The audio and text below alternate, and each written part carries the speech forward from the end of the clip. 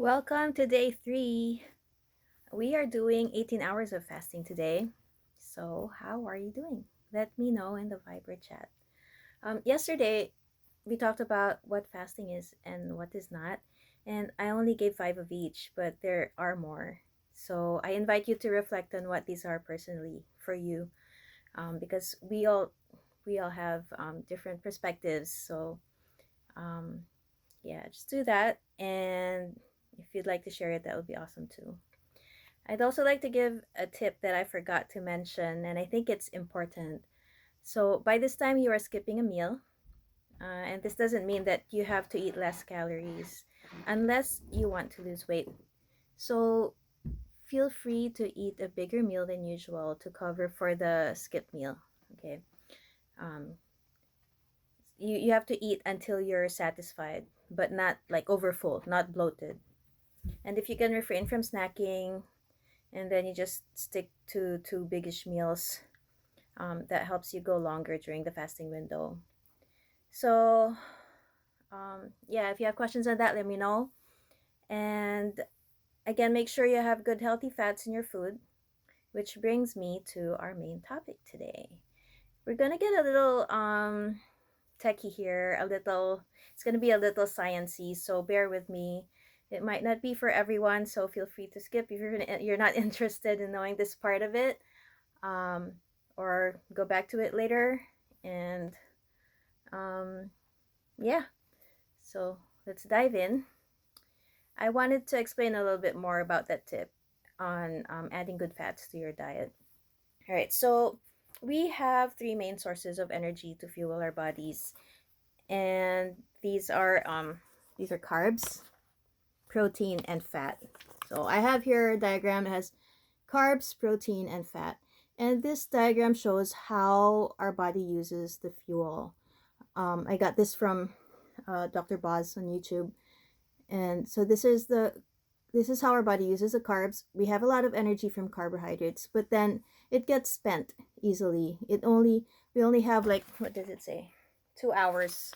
Like from the time we eat, after 2 hours, that carbs is already spent from what we the last food that we just ate. And then from protein, we have about 4 hours energy on that. But fat fuels us longer term. Okay. And that's why it's good to have good fats in your diet especially when you're fasting. Um, your body uses the energy from what you eat first, and it always will use the glucose first, which means the sugar and the carbs. And then excess carbs from what you eat get stored as fat in your body. The excess protein gets stored as glycogen in your liver and your muscles. So, any medical folks, please correct me if I misunderstand that, okay? And then some excess fats from the food that you eat get stored in your fat cells too, but your body can't store too much from dietary fats. Um, so after your body uses the fats to power your organs and deliver nutrients all over your body, the excess fats gets eliminated from your body. And you also can't eat too much of it. If you notice, like if you eat a lot of fats, maumay ka, and you also feel too full because your body can't take too much of it. So it's really hard to overeat on fats. Um, and like when you're eating donuts or when you're eating sweets, it's like you can eat so much of it, or if you feel full after an hour or two, you can eat again. So it's different. All right. So within the first 8 to 12 hours of fasting, your body uses up those carbs from your last meal for energy. And then after 12 hours of fasting, your body turns to the fat that you ate that's still in your body, and then it starts processing the fuel from your stored fat. So that's how it works. And so now when you stop eating, we're moving on from fuel, okay? So now when you stop eating, your body stops digesting the food, and eventually it stops processing the energy and the nutrients that need to be delivered around your body. now it will start using the energy stored in your fats. And when this happens, there's a mechanism that kicks in. It's called autophagy. Let me show you the word. And it comes from the Greek root auto, which means self, and phagy. I don't know if you can read my handwriting. Phagy means eating, so it's like self-eating because your cells actually eat your other cells. But let me explain that a bit more. So it's like when you've been living in a dark room, all right? Somebody all of a sudden flips the lights on, and then you see that there's so much junk that needs to be cleaned up. And so these are the damaged cells, the dead cells, the sleeping cells in your body. And this happens all the time. It's normal. It's normal for our cells to die and then rebuild. But when autophagy kicks in, it doesn't just clean out all that junk, but it recycles the nutrients that are remaining in the damaged and the dead cells. The cells gobble up the other cells, recycles the nutrients from it, or it repairs it too. And it also wakes up the dormant cells. So, this, my friends, is when your body starts rebuilding. It starts healing, your inflammation decreases or even goes away completely. Your muscles, your muscle and bone tissues start um, rebuilding new cells, especially new brain cells.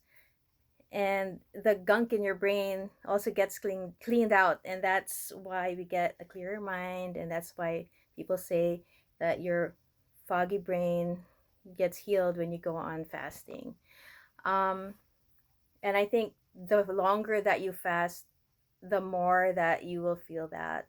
I haven't gone honestly longer than 40, 46 hours or so, 44, 46 hours. So I'm still working on it myself. So I'd like to be able to go longer than that and see what happens. And actually, I just joined the fasting Facebook group like a few weeks ago. No, actually, last month. And then when I joined, the first post I saw was somebody who posted about like not having to need his glasses anymore. And then on that post, there were a lot of other comments from other people who said that they stopped using their contact lenses and their glasses just got blurry, and when they took it off, like they could see better. So that is very interesting. I don't know the science behind that, but very encouraging, right? So I think that's awesome. So that's an autophagy. It's kind of hard to say. All right. Um, so I know we all feel the hunger pangs, especially the longer, like when you go on a longer fast than the last time that you did. We're gonna feel hungry. That is normal, and especially if you haven't done a fast in a long time and you're used to eating frequently, your body needs time to adjust so that it learns to process your stored energy, meaning the fats in your body, the stored fats. Um, and that mechanism in your body has been dormant for a while and it needs to wake up. So it's normal to feel that discomfort, that uneasiness. So what are these hunger pangs? It's like when your stomach is growling, you feel like your stomach is empty, and then it's like you're craving to just have something put in your mouth. And the first thing that you should do is drink something. It might be that you're thirsty, because when you're thirsty, it also feels like hunger. And then try green tea or black coffee to curb the hunger, or any tea. But also, this is the best time. This is not the only time, but this is the best time to turn to the Lord. Turn on your worship music and invite His presence and joy around you. Make that fasting experience like joyful. You will get past those hunger pangs and you'll be fine. And you actually feel better after that passes. So, and then if you're feeling mildly weak, a little shaky, you have a mild headache, step up your fluids and your electrolytes, your pink salt. For me, bone broth is really like that helps me a lot. Have a cup of that. I usually have like one or two a day on long fasts. I think that's enough for me to help me out. I'd like to like move to just one a day. So, but you are the best person to know your own body and when to stop your fast if you feel it is bad for your condition. Okay, so be sensitive to your body. And one more thing, when you're experiencing the hunger, this is a great time to be quiet and curious about what's going on in your body. Like, pay attention to those sensations that are going on inside you and notice that. And then the next time you fast, you'll have like an idea of like what's going on, and it will be better. So even the emotions that come out of it, write it down. You'll learn a few things from it, I promise you. So, all right. Towards the end, I'm almost done. Um, I just want to give one last tip. Bone broth, because I keep mentioning it. Bone broth. It's kind of expensive to get the good quality kind, the one that's nutritious and doesn't have any junk in it from the stores. I forgot what the brand name was, but it's Kettle something. And then there's also Pacific Organic. I usually only get the organic bone broth. So there's Pacific brand and the Kettle something. um, just make sure that the ingredients are legit. But um, I I I prefer cooking my own because it tastes better. Those boxed bone broths are not tasty enough. So I make my own, and what you can do is like whenever you like even for rotisserie chicken, whenever you cook a whole chicken, even after it's cooked, like if you roast it or whatever, save the carcass of that chicken after you pick the meat off, and save that chicken neck, and then just put it in your crock pot. Um, Fill it up with water and put some onions, garlic, celery. You also need either 2 teaspoons of apple cider vinegar or half a lemon because you need that acid to extract that nutrients from the bones. Don't put too much that it will affect the taste a lot. And then pink salt, it's very important. Be generous with that, and pepper. Then, if you want, you can also put ginger and turmeric, like fresh ginger and fresh turmeric would be really nutritious in there too. And then I leave my crock pot on for 12 hours, 12 to 24 hours for chicken. Um, you can also like buy chicken feet if you're up to that, and or beef soup bones. For beef, I do at least 24 hours, but it's up to you. I usually look at the bones and like make sure that I could see some degradation in the bones, like if it's softened a little bit or looks different. That means that the the crock pot's doing its thing, extracting the nutrients from the bones.